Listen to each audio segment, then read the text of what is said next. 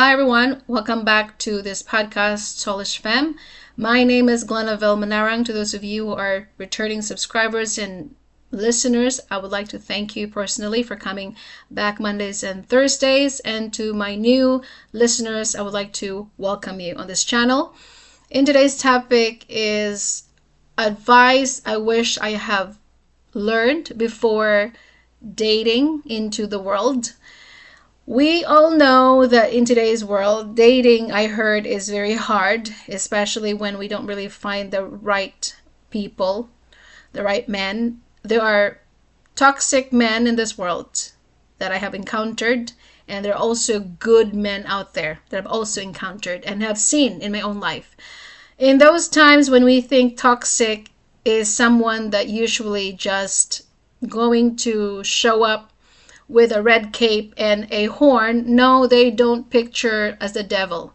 Most people, when you come in contact with them, especially men, is that they will have what you call a love bombing face. Men are conditioned to pursue women. They are hunters because that's how they actually going to attract people. Women especially. So in the very first stage of dating, they will do every effort. If they find you attractive and they find you as if you are challenged, they're going to hunt you and learn about you and going to chase you. So after they have chased you and they put all of the effort and they will send flowers, call you, text you, and give you lots and lots of attention and affection on the first stages. Listen to me, my dear daughters or sisters that are young. Listen to me when I say that when a man is interested, because they are interested. And they're going to do all of the hard work in the very beginning. Because as I said, the nature of a man is to hunt. Their nature is to chase. They love that kind of challenge. And after a few years of dating, they will give you lots and lots of attention, sending you flowers and chocolates, giving you all the attention that you need, perhaps gonna take you to a wonderful spot like skiing, going bowling, horseback riding if he can afford it, buy you nice clothes, and going to send you to this beautiful fancy restaurants and buy you something on your birthdays, and is very attentive. He will never forget your birthdays until he will going to gain your trust. One of the reasons a toxic narcissistic people is going to want from you is trust. The moment they have your trust, that is when they will break you down psychologically, emotionally, and that's when the abuse starts. The moment you are so addicted to the love bombing phase, the attention, and you are very insecure because they know who to target. Do you know how this men target you? When you are clueless, you are gullible. They will target a woman that is still not a woman. She is still in her pubescence, not knowing what the world is made up, and she doesn't have a clue of who she is. So when a man targets you, it's because he knows your vulnerability. He has studied you from afar, and he can smell blood when he sees you. And when he looks at you, they know for sure that this woman or this little girl is so not learning yet about the world. She is very clueless. She is very naive. So that's why they always like to make sure that they will say the right words, and after they have gained the trust, then the ugly truth will come out. So after the love bombing phase, they will go through this up and down like a roller coaster. Have you been to a roller coaster ride? Because I have when I was in my teenage years, and I don't really like it. So he will take you to the up and down roller coaster that you thought to yourself, what is happening? You thought that you have found the one that rescued you because according to the Princess Disney movie that you've watched, a Prince Charming comes in and he sweeps you off the feet, and all of a sudden your life is wonderful. But then you actually realize that this man loves you 1 minute, and he retreats the next. He texts you 1 minute and he disappears. And for a reason, you start questioning yourself, am I doing something wrong? Is it what I said? Is it what I did wrong? Did I provoke him? And the start of playing the mind games with you, start telling you that I'm too busy. The excuses that they will have to make, that they're going to say, well, I have so much going on. And you start to wonder, what did I do wrong? Am I not enough for him? And then you start acting like the wife. You start giving more of yourself. Maybe if I go to the gym 3 times a week, or eat the right kind of food, or fix my hair, or change the color of my hair, or act this way, or maybe if I change my fashion for him, maybe, just maybe, he's going to love me more and treat me more, and he's going to think that I am the latest and the greatest inventions in Sputnik. Apparently, that is not always the case. Because as I said, the more you're available to the man who is not committed and the one who plays the game, the thing is, he is never going to see you as the prize. Because at that time, he just wants to worn you out like a piece of clothing. And when you run out of that energy and you become so depressed, haggard, and you are no more value in the market, who wants to marry you, honey? So majority of men that are toxic, narcissistic, sexist, who does not want to value women. I'm not saying that all men are like this, but this is exactly the phase that I've been through with a narcissist. The thing about narcissists is that when they want to have you, they work so hard in the beginning, and they're not going to show you their true colors until one day when you truly invested on them, your time, your energy, and they see you as a very genuine person. Then they will strip you out of something which is your own identity. Then they're going to start playing this game. As I said, 1 minute it's like a catch 22, or it's a catch of a mouse and a cat. You know, you're here, I'm a mouse, and I'm going to catch you. And then you try so hard to understand. And then secondly, he's not going to be available anymore as he used to in the first, second years of marriage. And then the love bombing phase is over. And the thing is, he's going to make you jealous intentionally. So where he's going to say, well, I'm going to just have a date with this random women from my work. Is it okay? Well, he will want to break you of your insecurity. He wants to test whether you are truly a person of trust and you have insecurity, or you're just going to make you feel insecure. So he's going to play this mind game, and he's going to make you feel jealous because he's trying to see whether or not you're very secure as a woman. But when you think about it, why would you want to take other female co-worker when you have a girlfriend? And I'm pretty sure you're not going to like it if I do the same thing, because with narcissistic, they only see it one-sided.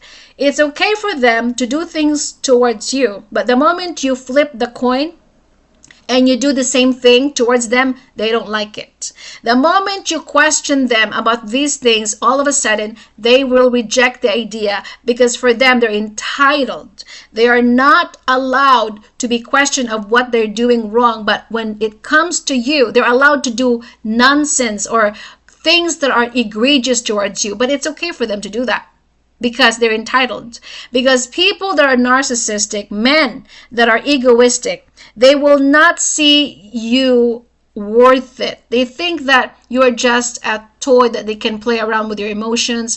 And the moment they trigger you, and here's the thing about narcissistic too, that are toxic men, you think that you trust them. You tell them about your problems. You tell them about your past. So one of the things I have learned as a narcissistic, you tell them about my past, about my childhood experiences, hoping that I could trust this person, that he's not going to use it against you.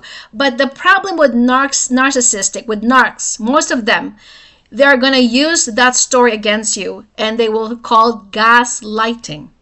Instead of having the sympathy and saying to yourself, I'm sorry that you've been through about this childhood experience that you had, they will use that to humiliate you, and they will use that against you when you're fighting.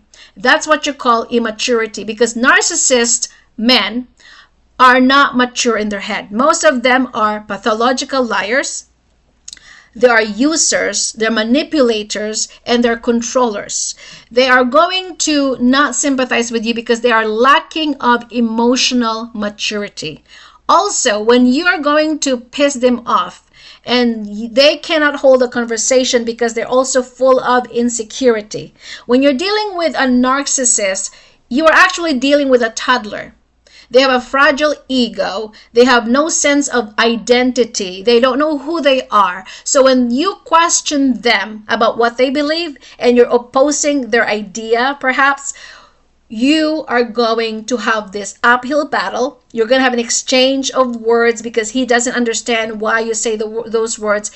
He cannot comprehend you because his idea is not comprehension. His idea is controlling. He wants to overpower you. That is the name of the game. Narcissists are not here to understand you. They're here to overrule you and to make sure that they're going to put you in place. And they're not going to able to listen to what you have to say because they lack of understanding.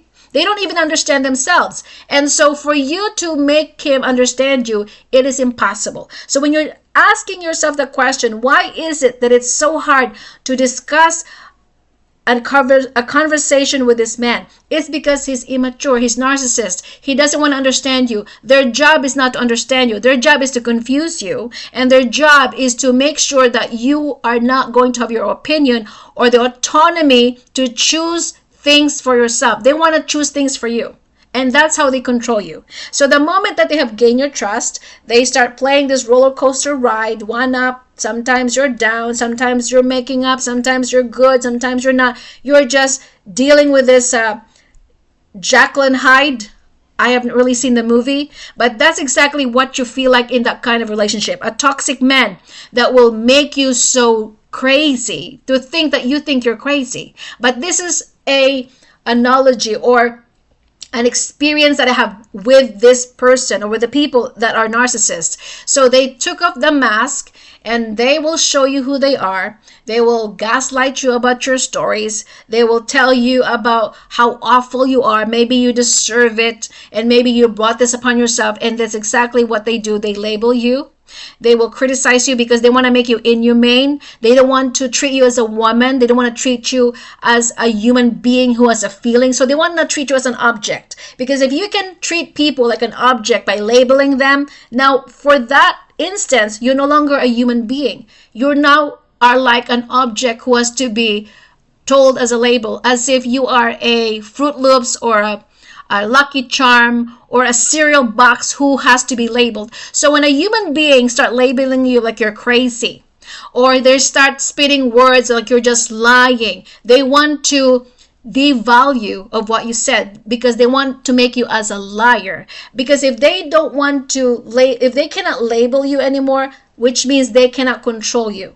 So they also have this idea that when you actually no longer want to be controlled, they're going to come into another phase, which is going to make you believe that if you leave this relationship, you are not going to find better than them.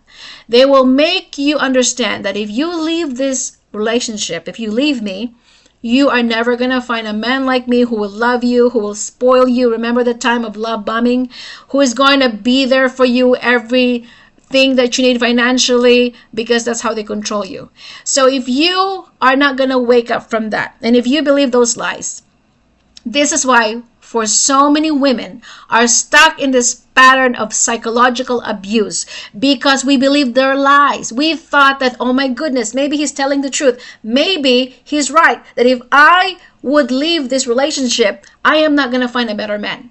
And then you are just going to stay stuck in the same relationship, and he's going to continue the abuse until to a point where you are going to lose sight of who you are, until you lose yourself and you start questioning who I am now, who am I now before him. Because after that, after he has broken you psychologically, emotionally, and physically and spiritually, he will also isolate you. Isolation is very scary. That's the time to really know that this man is not good for you, that you should run for the hills. When a man isolates you and he starts saying, you do not hang out with your friends are no good, you're being brainwashed, maybe you should not attend your church because this church is not telling you the right things. You shouldn't read the Bible. You should just hang out with my friends. You should just, hang out with my family. It's one-sided. It's never about reciprocity. It's never about mutual understanding. It's never about give and take. It's all about taking. When this man tells you that you should just hang out with my friends only and only deal with my own family, and your family is not valuable, or your friends, you shouldn't hang with them, that is the form of manipulation and control, and that is the tactic to isolate you from the people that you have known all your life, or maybe for many years. And when that happens, honey, after isolation, and then you become so psychologically exhausted because you've always argued, because deep down inside your heart you always knew something isn't adding up, something is not right. The person that you used to love to maybe yoga or do Pilates, now all of a sudden you're not motivated anymore. You don't want to do things anymore. You become lethargic, exhausted from arguing. Because when a person has always been in this turmoil of a roller coaster ride, 1 minute you're good, the next minute, it creates a lot of psychological tension. It creates a lot of depression, and it creates a lot of stress in a body of a woman or even a man. When you're in this relationship that is inconsistent, and he always going to play this mind games of back and forth, of course you're going to be tired, exhausted, and that's the point. He wants to exhaust you to a point where you're not going to show up for yourself, and you're going to give up on yourself altogether. So the moment he isolates you is when you're going to start feeling lost and you are confused of who you are. And after that, when God usually interceded, in my case, thank God that God was there, because there was a time in my life when I was like, I need clarity. This is not who I am. This is not the woman that I want to become, always have crying days. And I was very depressed. I could not even move. There was a time that I could not even work because I was just so sad and exhausted. And when God showed me that you got to pick up your mat and walk, and this man is not good for you. My family said it. My stepmother said it. My friend said it. My sister said it. Like, this man is going to be the death of you, Glenna, if you don't leave now. So these were the advices that the family, my side of family, told me. Like, this man is no good. But even if they told me those stories or warning, I still was not ready. Because when a man is not fully ready to move up or get out of that toxic relationship, no matter how many people are going to convince you otherwise that he's no good for you, you're not going to listen, because you're not ready psychologically, you're not ready emotionally. You got to be able to understand, why is this man doing this? And when I understood he's doing this because he wants to control me, and when my boss told me this man is just playing mind tricks with you, it was an epiphany that I said, he is not here for the long haul. He's not going to commit to you. That is not his object. The object, Glenna, is to control you and to break you and to manipulate you. And he doesn't want to marry you. And even though you've been dating with this man for 6 or 7 years, but his idea is not to just marry you. He wants to leave you after you have run ragged and become a housewife, pretending to be a housewife, because that's how toxic men operate. They want to have this idea as a trophy wife. I'm going to hang on to you. You're going to be cooking for me, cleaning for me, doing things for me, until you're going to be so exhausted of dealing with our fights back and forth, and I'm going to exhaust you to a point where you're just going to leave me until you're old, and you're just going to go out there and you're not going to find anyone else, because everybody's probably old, dead. And what happens is you become an old maid, because he just dump you and find another one. Another thing with a narcissist is that they will have a replacement on an instant. They can replace you because they already have back in their head, if this woman is not going to last, I have a backup plan already. Because narcissistic men like to find the next target. When they cannot control you anymore, they will make sure to just hang on to you as long as they can until they can find the next victim, or they can find the next substance, or what's the word? Another subject that they have to target, and going to dump the same thing all over again the way that they did to you. So this is why when you're dealing with a narcissist, is that You think that these people are the jackpot. You have hit the jackpot. You've won the lottery. He's Mr. Charming, good looks, smiling. And then suddenly you wake up one day and you thought to yourself, am I in the right place? Am I being tricked right now? Who is this man? That you wake up one day and his true colors showed up. The mask suddenly come off.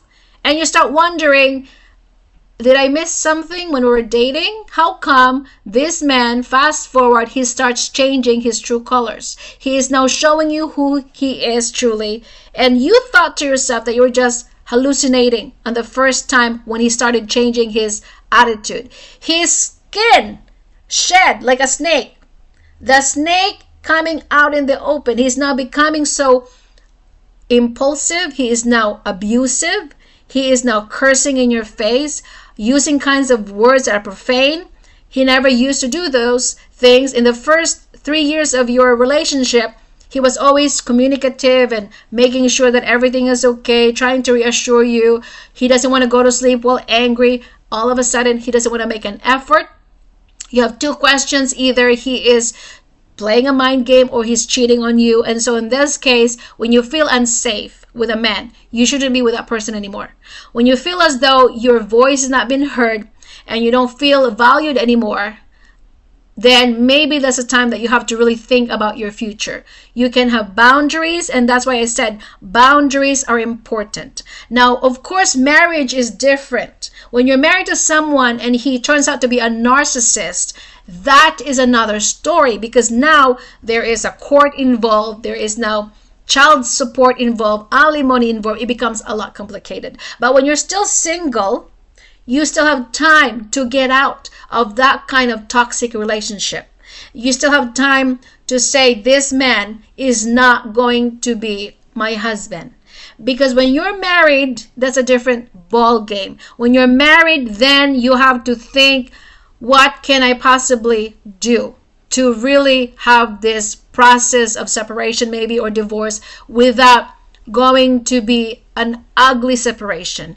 Because sometimes when a narcissist is just waiting for you to do the first move, a narcissist is very good at trying to hang on to you, as I said, because they don't want to let you go, because as if just in case they don't find someone like you. So they want to hang on to you until they can find a replacement of you. But at the same time, they don't want to completely let you go. This is why it becomes so hard to deal with a narcissist, because they are not honest. They like to play tricks because they are insecure and they're very pathological liar. Narc are good at lying. They exaggerate things. They make it hyperbole. Even though you didn't say it, they say you said it. Even though you did not say it, they're going to say, this is what you made me do. You made me feel this way. They don't take accountability. Narcissistic people hate taking accountability. They will never apologize. And if they do apologize, it's never sincere.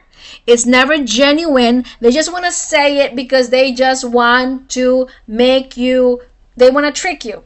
They're not saying it because they want to change their behavior, because a real genuine apology, there's a change in their behavior. They're not going to do it again, and they're going to do their best and apologize sincerely, saying, I should have never said those words. But narcissistic people are usually incapable of apologizing sincerely. They can't, because they are egoistic maniac.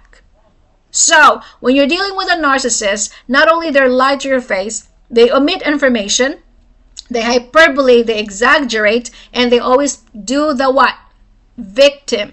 When you call them out and you say, I don't think that's true, and I don't think you're telling the truth, they now become the victim. Every problem that they have about themselves, because most of them have fragile ego, they have wounded in their past, they have trauma in their past, their parents, like my ex before too, he was wounded from his past. Now too, like I'm dealing with a person in my life who also have a problem from his past. But instead of being honest with themselves, what do? Addiction.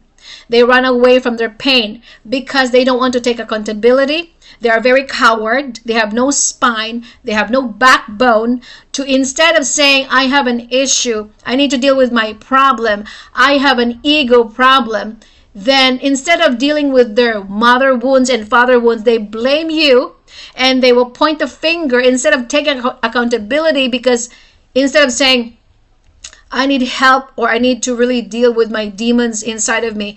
But the best thing that they do is point the finger, and they will say to you that you're the problem. You made me feel this way. The reason why I react this way is because of you, which is nonsense, because no one can make you feel inferior without your consent. No one can make you react that way without you reacting that way. It is always your response at the end of the day. It's always the choice that you make. It is your autonomy. You are not a freaking toddler who cannot make a choice. You're a grown man so that you can create better judgments and so that no one can tell you what to do and not to do. But the problem with narcissists, as I said, they lie, they will not take accountability, and they play the victimhood mindset. And people think, well, you have to be considerate of these people because they're wounded. Yes, but the thing is, how can you possibly understand people and help them when they're not willing to help themselves? Because narcissists are in denial. You cannot help someone where they are in denial. They are not willing to be honest with themselves. So even if you tell them you need help, you have to deal with your trauma, if they're not willing, if they're not there yet, no matter how many times you convince them, they are still not going to do it. So this is why it's like an ongoing cycle with these people. So that's why boundaries is important. You have to go back to yourself by trying to understand the person before he came along. What were you doing before he came along? What were your likes and dislikes? What were your hobbies before this man showed up in your life? The one that broke you, the one that changed your identity. What did you do? If you used to love to eat good food and all of a sudden being healthy and all of a sudden you're eating junk food and he's trying to change you, then something is wrong. This man is truly a narcissist who's trying to change you for who you're not. Or before, you used to love to go to the gym and all of a sudden you were this man and now you are gaining so much weight because he's overeating and now you're overeating too. So this is why you find yourself and you look at yourself in the mirror one day, you look at yourself and says, I don't know who I am anymore. The woman that is looking back at me is now unrecognizable because you have completely let go of who you are. That's why, as I said on my previous podcast, do not lose yourself for any man. Do not lose yourself, your identity for any man whatsoever, because what's going to happen is that you are going to lose sight of who you are as a woman. Your life is going to crumble if he ever leaves you. You're never going to be the same again. And then you're just going to quit on yourself and you're just going to give up on your dreams and your goals. I'm not saying that you shouldn't compromise or you shouldn't understand your husband or your partner. But at the same time, when this is too extreme and the abuse is ongoing and there's police involved and there is law involved and there is so many people involved, it is not a good sign. And it's a time for you to really get out of that relationship because it's not really healthy. When the man is not really fully honest with you and he's giving you this saying that I'm going to marry you someday and he doesn't marry you after 6 or 5 years, then you know he's just taking you for a ride and he's going to make you run so tired that you're not going to be valuable outside of this world and no one's going to take you anymore because you're too old now, because you're too tired now, you're too involved with him to a point where when you get out of that relationship, well, who's gonna marry someone who's probably, maybe some people do still marry you when you're older, but you see my point is that these people who wants to really just demolish every aspect of your identity, they want to break you and tear you apart to a point where you are no longer going to recognize yourself in the mirror, and at that point you're just gonna say, I'm completely going to give up on love. I don't believe in love anymore because a person who just broke your heart over and over again and you just think that every man is like this. So these are the things that I wish I have learned when I dated a person. Don't be gullible. When deep down in your pit that says something is off, you should trust it, because that's how I felt when I first dated this man. Something tells me something is wrong with this man, but he was very persistent because one of the ability of a narc. They're very persistent. They don't take no for an answer. So when you are going to deal with this man, you're still single, and you see all these red flags, you see all this sign, controlling, manipulative. He doesn't give you the choice to speak for yourself. He starts telling you what to wear, the clothes that you should wear, how to do your hair. These are the signs of red flags and manipulative tactics